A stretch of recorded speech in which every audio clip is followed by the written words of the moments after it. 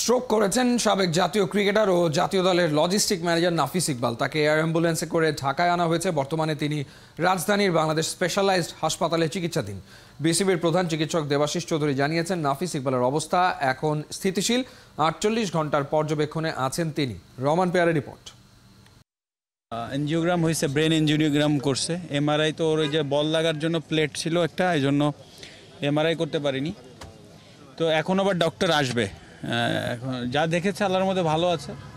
একটা ভেসেলে বোধহয় একটু প্রবলেম আছে, বাট সোফার ভালো আছে। মাথায় বল কবে লেগেছিল?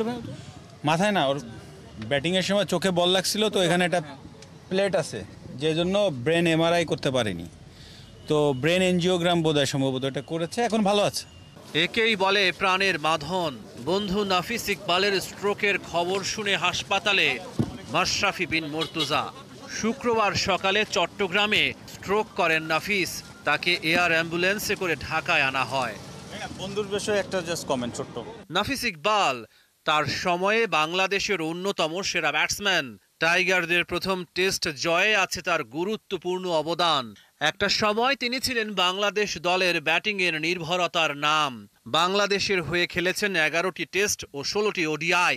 চোটের কারণে দীর্ঘ হয়নি তার ক্যারিয়ার, তবে ক্রিকেটের মাঝেই স্বস্তি খুঁজে নেয় তার তৃষ্ণার্ত হৃদয়।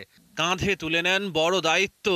2022 সাল থেকে জাতীয় দলের টিম ম্যানেজারের দায়িত্বে ছিলেন। পরে তাকে জাতীয় দলের লজিস্টিক্স ম্যানেজার করা হয়।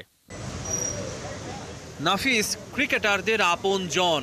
মুশফিকুর রহিম, মাহমুদুল্লাহ রিয়াদ থেকে শুরু করে বাংলাদেশ ক্রিকেট বোর্ডের কর্তা, সবার মনেই শঙ্কা। বিসিবি সিইও নিজামুদ্দিন চৌধুরী সুজন, বিসিবির ক্রিকেট পরিচালনা বিভাগের প্রধান জালাল ইউনুস হাসপাতালে এসে নাফিসের চিকিৎসার খবর নেন। সার্বক্ষণিক যোগাযোগ রাখছেন বিসিবি সভাপতি নাজমুল হাসান পাপন। সভাপতি মহোদয় যোগাযোগ রাখছেন সার্বক্ষণিক, উনি খোঁজ খবর নিচ্ছেন কি অবস্থা। একটু আগেও কথা হয়েছে, হয়তো কালকে আসবেন দেখতে। ছোট ভাই তামিম ইকবালের গৌরব গাথা এভাবেই ক্যামেরাবন্দি করতেন নাফিস। চট্টগ্রামের বিখ্যাত খান পরিবারের ছেলে।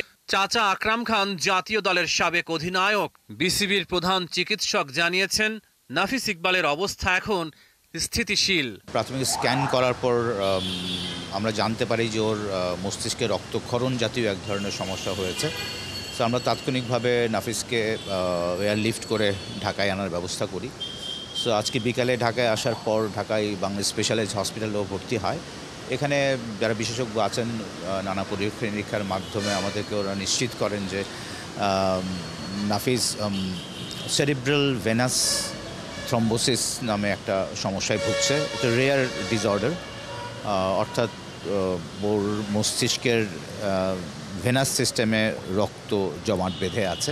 সোহাগে আদরে জাতীয় দলের ক্রিকেটারদের ছায়ার মতোই আগলে রাখেন নাফিস। লাল সবুজের ওই পতাকার গৌরবের তরে নিজেকে করেছেন নিবেদিত। সব শঙ্কাকে সীমানা ছাড়া করে নাফিস ফিরে আসুক তার চেনা ভুবনে। জীবনকে ঘিরে এখনো তার অনেক পরিকল্পনাই বাকি রয়েছে। রহমান পেয়ার, ৭১।